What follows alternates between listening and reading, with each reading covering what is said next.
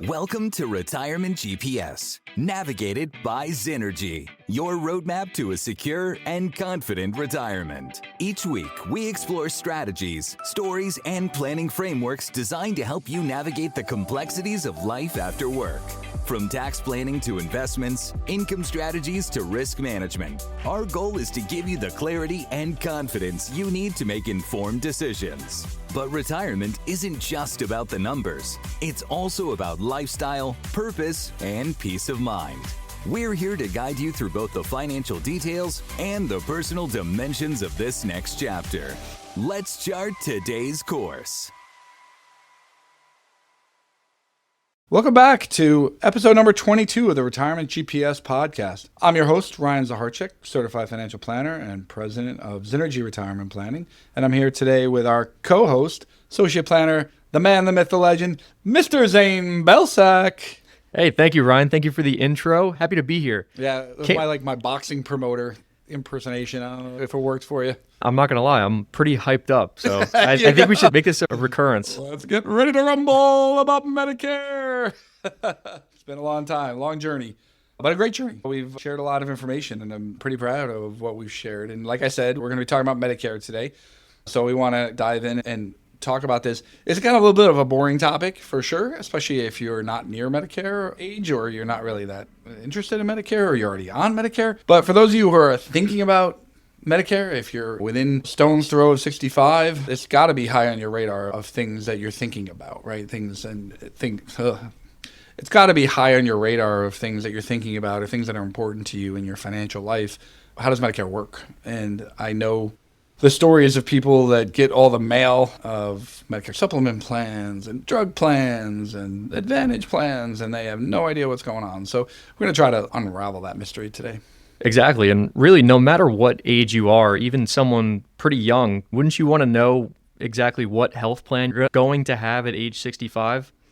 Sure. Yeah, it doesn't hurt. Don't get me wrong. If you're young, it might change. It probably will change. It always changes. Yep. But it's good to understand where it is today so you can know where it's going. I'm in my late 40s. I've been studying Social Security for, 20, 25 years. I think it's changed like 3 times since I started studying it. It always changes. It always evolves. But you definitely want to have just a good framework. And for those of you who are close to Medicare, let's dive in. Let's get this ball rolling. So I want to start with a little bit of a story. We get calls all the time. In fact, it's pretty common that we get this call of, I'm turning 65. What do I do for Medicare? And the truth is, if I get that call, that means I'm probably not doing my job because we should be planning Medicare long before somebody's questioning it. But it does happen from time to time, and a lot of times it's because somebody's leading into retirement where they haven't been on Medicare because they were on their employer-sponsored plan. But one couple, Susan and Frank, called us, and they were in a bit of a panic because they started to receive a bunch of mailing. Now, this was honestly a couple of years before we even would start planning Medicare typically, but in their late 50s, they started to receive a bunch of mailing on Medicare Advantage and Medigap and Part D drug plans. I don't know if these companies got their age wrong and was sending them information way too early, or if they're like, hey, we're going to get under their skin. They're prospecting? Yeah, they're prospecting. I had to get under their skin at a young age and get them thinking about us before when the time comes that they're looking at Medicare. But they were in a little bit of panic, and they didn't know where to start. Their biggest fear wasn't picking the wrong plan, but it was missing something and making a mistake and getting penalized later. I really understand that. It makes sense, right? It's a little bit of a scary program when you dive into the penalties if you're missing things. So what we did is we took them down our program step by step, first explaining what Medicare actually is, understanding all the different components, Part A, Part B, Part C, Part D, and then understanding Medigap plans that fill in the holes in Medicare and the various plans A through G, looking at what is a Medicare Advantage plan and what drug plans are right for me. These things can be really stressful. We just want to make sure that you understand at least the basics so that you have enough information to not make a mistake. Making a mistake is really where the problems come in all of financial planning. Right? I always think of Medicare as a big puzzle. You have all your pieces, you have all basically your health plan puzzle, and it's really just putting those pieces together in the right way. Sure. And Medicare is definitely like a puzzle. I like to think of it, though, like a Chinese menu, where we got all these different sections and then subheadings under each section, and we just need to really pick the right program that's right for us. And really, it's probably best to think of it like a Chipotle menu. If you've ever been to Chipotle, where it says start here, pick one here, pick two from this side, pick three from that. Start with the rice and then you move on to the beans. That's right. Zane, you know Chipotle really, really well. Actually, I eat a lot of Chipotle. So I probably eat more. It's one of my favorite places. It is the best. Yeah, I'm not going to judge. This is not an advertisement for Chipotle. No, I swear they're not sponsoring our episode today. Chipotle say, yeah, we're going to sponsor the Medicare episode. Talk about us. So we had to try to fit it in. No, but we do want to dive into the 4 parts of Medicare. And then what are you thinking about when the time comes that, hey, now is the time I got to start picking my Medicare, and how does it work? So let's dive in here, and we'll save Chipotle conversations for the end. But for now, we're going to talk about Medicare Part A, which is the main component of Medicare. And that was actually the first component of Medicare when Medicare first came out in the 1930s. Basically, that's your hospital insurance. That's your emergency insurance. The cool thing about Part A that I love and everybody loves is that it's absolutely free unless you didn't pay into Medicare while you were working. But for any of you that are eligible for Social Security, meaning that you paid in your 40 quarters, and we talked about that in our Social Security episode, then you get free Medicare Part A. And I love it because I always talk to people who are like in their late 60s and they're working, and I say, oh, okay, you must be on Medicare. And like, no, I'm not on Medicare. I'm still working. I'm like, oh, you're on Medicare, whether you know it or not, whether you like it or not. And it's not a problem. It's a good thing, because what happens is if you're 68 and you're still on your employer insurance for the other components that you need for health insurance for, but the emergency stuff, you get hit by a car, you get cancer, something really bad where it's going to cost a lot of money, long hospital stay. Medicare Part A actually covers a lot of that cost, and then your health insurance is a supplement to Part A. The cool thing is that brings your premiums way down when you turn 65, because a lot of that high expensive emergency care is covered by Medicare. The free version is always something great to hear. Free version is always the best. Not always the best quality, but it is usually... It's free, so... It's free. It's the best price, that's for sure. Let's talk about what it covers. It does cover inpatient hospital stays, and there are some deductibles and some gaps in that program, which we're not going to get into. I really don't want to get into a lot of the nitty-gritty of each of the components, but there are some gaps that do need to be filled, and that can be filled with a private plan or what we call Medigap insurance, and we'll talk about that in a minute. Skilled nursing care, so if you do need skilled nursing care to be covered, to heal from a broken bone or something that is pretty damaging, a surgery as an example, skilled nursing care would be covered. And then hospice, so end of life. Hospice typically comes in the last couple of months when there's no hope. It's really just about keeping the patient comfortable while they're getting ready to pass. That is covered by Medicare as well. Like I said, it's premium free, which is fantastic. One thing that's really important to understand, we're going to touch on this a couple of times because I don't want you to forget it. Long-term care is not included as part of that. Part A, the hospital coverage of Part A, is to cover acute care. Acute care means I break my arm, it will heal, I will be better, right? It's an acute problem that will be solved. Long-term care is designed for problems that will not be solved. So that may be dementia, which you're just not going to get better from. It may be just the aging process. All right. We talked about long-term care in our long-term care episode. I'm not going to get into it, but please know that this is only acute care, not long-term care. You are not covered under your Medicare policy for long-term care. So it's basically like your room and board. If you're staying in a hotel for one night, this is your room and board. That's it. Like your room and board at a hotel that really has terrible food. So. Pretty much. Unless you like Because it's free. Yeah, it's free, right? Unless you like Jell-O. Let's talk about Part B. So Part B is our medical insurance. This actually is more like your day-to-day medical is the way I like to think about it. It covers your doctor's visits, outpatient care. So if you need something on an outpatient basis, something like a colonoscopy, preventative services. So you're going and being treated for something on a preventative measure. I don't have a good example of that. I wish I did. And then any equipment and things that you might need for the home to maintain and cover your medical needs. There is a monthly premium required for Medicare Part B. In 2026, now we are in 2025 as the time we're recording this, but you should be listening to this in 2026 or later. In 2026, the premium for Medicare Part B is $202.90, all the way up to $689.90 per month.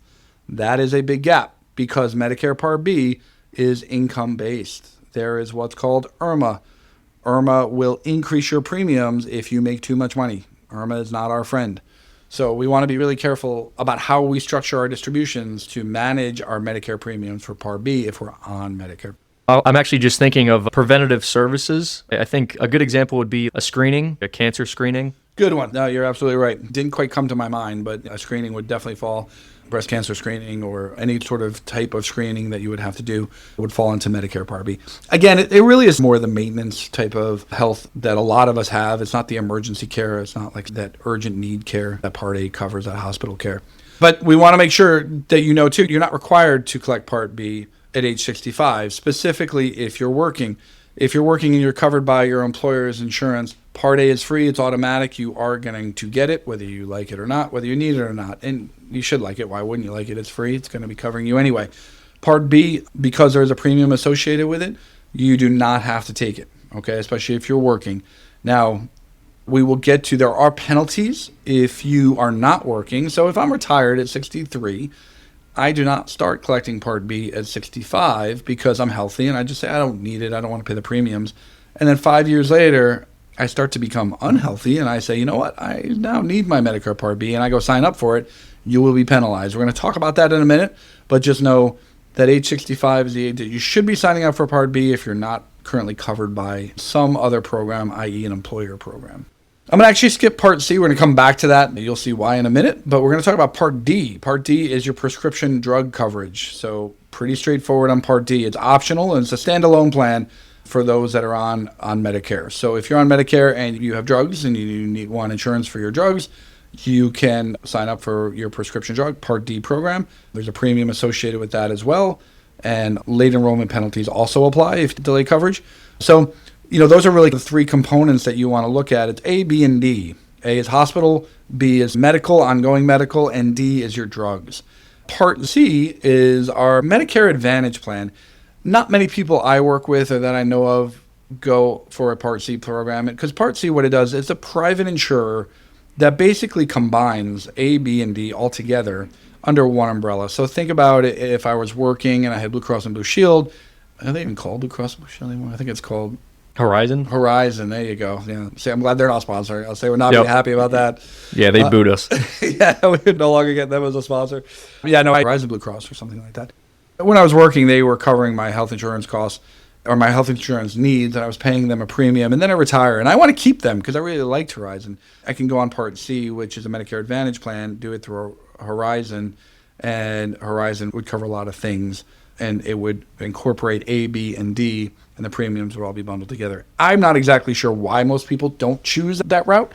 I would think that the premiums are probably higher, which is why most people decide I'm not going to go down that route.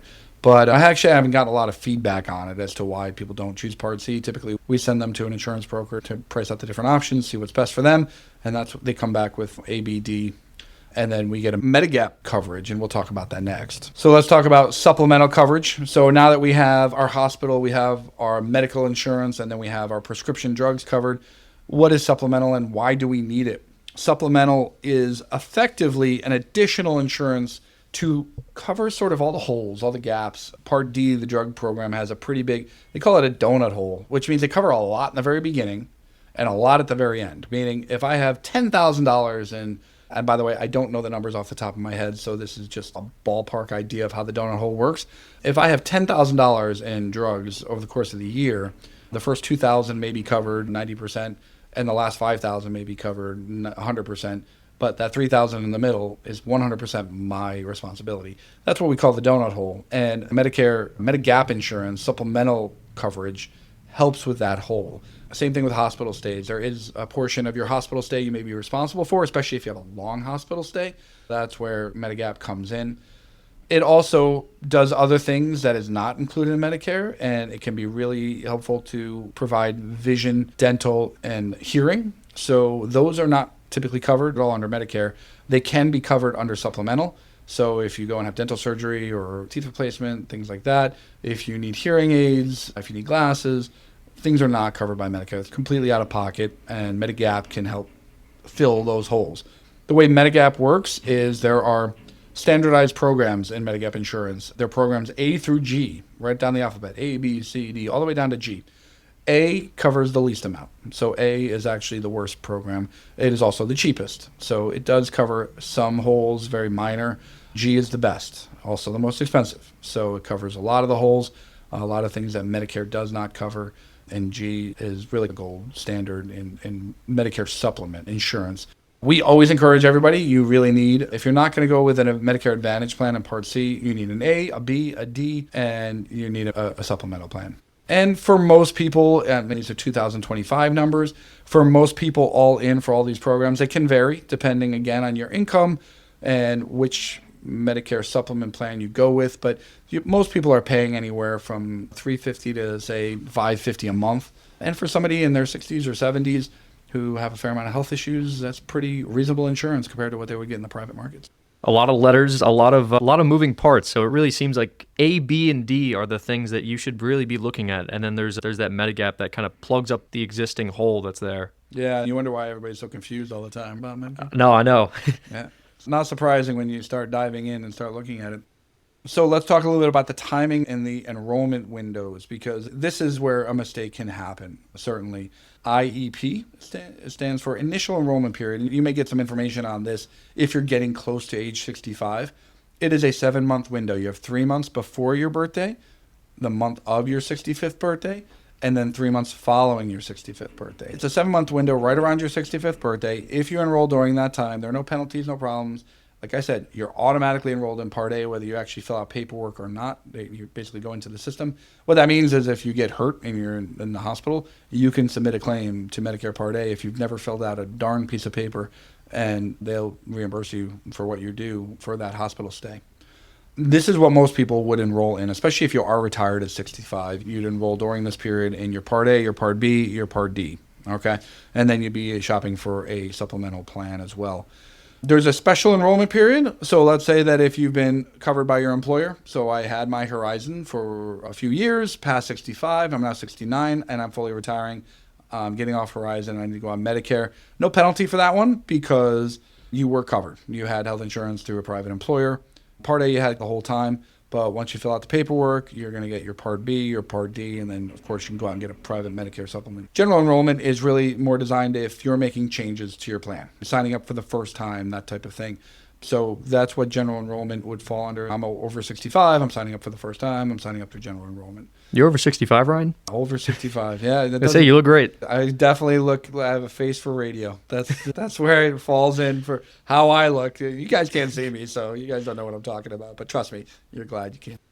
We got the annual open enrollment period, and that's October 15th through December 7th. So open enrollment is basically another opportunity to change or review those plans, going through and making any changes for the coming year. Late enrollment penalties. So these are big. If you did not enroll in Part B or Part D, not because you were covered by your employer, you were retired at 63 and you just didn't enroll until you were 68 just because you forgot or you didn't want to pay the premiums or you delayed, there is a 10% penalty on Part B premiums for each year that you delayed. Again, unless you're covered by your employer plan. This is what scares people, right? Because they don't want to make that mistake. It's a big challenge. We're talking about an additional potentially $20 a month for each year you delay. And that really adds up over 3 years. You're talking about an extra $60 simply because you made a mistake. Part D, it's 1% of the national base premium per month delayed without credible coverage. So if you didn't have credible coverage elsewhere, you're getting a premium increase as well. These are just not mistakes you want to make. These are just silly mistakes. Make sure that you're enrolling at 65 unless you're employed, covered by your employer. And I always think it's basically just free money that you're losing. It's free money you're flushing down the toilet. Pretty much. That's it for sure. Yep. Common pitfalls. Assuming that Medicare covers your long-term care. We already talked about that. I'm reiterating it again. I don't want there to be any confusion on this one. Medicare does not cover long-term care. So you're on your own for that one. Missing enrollment window due to working past 65 is not a big deal as long as you're continuing to be covered by your employer. If you're working past 65 but you're not covered by your employer, make sure you're signing up. Overlooking IRMAA. Remember, we talked about Part B specifically. The premiums increase dramatically depending on your income. So understanding what your income is and how you fit into the IRMAA schedule is really important. Choosing a plan without checking your doctor's participation. Make sure that your doctors, especially if you really feel strongly about your doctors, you want to keep your doctors, make sure they're covered under your plan. And not coordinating with HSAs, COBRA, or your retirement coverage. Just making sure that those types of things are all coordinated together so that When you're looking at your grand total of your entire Medicare program, your entire Medicare plan, if COBRA is an option and you're going to choose COBRA, just make sure you're not being penalized for doing that, right? Make sure you've got the right coverage in place and that you're not going to be penalized along the way. Lastly, let's just talk a little bit about coordinating with your financial plan, because this is something that we do at a pretty high level, pretty seriously. Medicare decisions absolutely impact your cash flow, your taxes, and your insurance strategies. You want to make sure that's all coordinated and incorporated into those plans. Compare your total annual costs just to make sure that things like premium, out-of-pocket drug costs, that's all being taken care of. Don't just look at premiums. If you're looking at premiums, you're on a couple of drugs that are a certain amount of money, make sure that's being accounted for. If you're working with a Medicare broker, somebody who can help you through this process, which I highly recommend, they're going to make sure that this is all incorporated, all accounted for. Review annually your health, your income, and plan option changes, because you can change plans. If you picked a plan that was good for you when you were healthy, now you've had a few health problems, a few drugs that you're now taking, you can switch plans during open enrollment period. So make sure that you're doing that and reviewing it regularly. And then, of course, coordinate with your financial planner, your CFP, your CPA, for IRMAA thresholds. If you're doing Roth conversions, big concern for us when we're doing our Roth conversion strategies, we're looking at IRMAAs and saying, hey, are we going to trigger Medicare premium increases? Sometimes we're willing to accept it because we're willing to accept a $70 Medicare premium increase for 12 months to get a really large conversion done, but we're only going to do it it's only going to happen for 1 year, and then their medical premiums will go back down.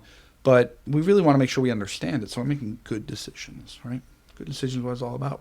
As far as Medicare, remember, Medicare is not one size fits all. Take a look at the different programs. Talk to a Medicare broker if you are confused. If you listen to this podcast and you're like, I'm more confused than when I started, then you should be talking to a Medicare broker. You should be talking to a Medicare broker anyway, because they're a really great resource. We refer almost everybody we work with to a Medicare broker. Timing does matter. Don't miss the windows. It's really important that you understand the windows and that you don't miss them. And integrate your healthcare costs into your overall retirement plan. It's pretty significant. Even Medicare, which is supposedly our reasonable health insurance program for those 65 and older, and I believe it is, $500 a month is reasonable, especially compared to the open market, but it's still a significant cost. It's $6,000 a year per person. If you're a married couple, that's $12,000 going out the door simply to cover your health insurance premiums. So we want to make sure that we understand that. So thank you very much, ladies and gentlemen. Appreciate you listening. If you like what you heard, make sure you're subscribing so that you get all this great content coming into your inbox every Tuesday. Next episode, we're going to be talking about retirement happiness. I'm excited about that one, because who's not happy about being happy? Let's be honest. It's like the Talk about golf. Yeah, exactly. Talk about golf. Make sure you subscribe. And also make sure, if you like what you hear, if you like the content you're hearing, give us 5 stars. We'd appreciate it. It gets the word out. It gets other people who want to hear about retirement strategies, techniques, plans, and programs. It gets them finding our podcast so that they can be educated as well. In the meantime, keep planning, stay happy, and we look forward to seeing you next week where we can really talk about happiness. Thank you for listening to Retirement GPS, navigated by Zenergy. To explore today's topic further, visit our blog Mile Markers at zenergyretirement.com/blog, where we offer detailed strategies, examples, and downloadable tools to support your retirement journey. Follow us on LinkedIn, Instagram, and Facebook at Zenergy Retirement Planning for weekly insights, checklists, and planning reminders. If you found this episode helpful, please subscribe, leave a 5-star review, and share it with someone planning for their future. Until next time, keep navigating toward a confident retirement. This podcast is for informational purposes only and is not intended as investment, legal, or tax advice. Listeners should consult their own financial, tax, and legal advisors before making any decisions. Zenergy Retirement Planning is a registered investment advisor located in Red Bank, New Jersey.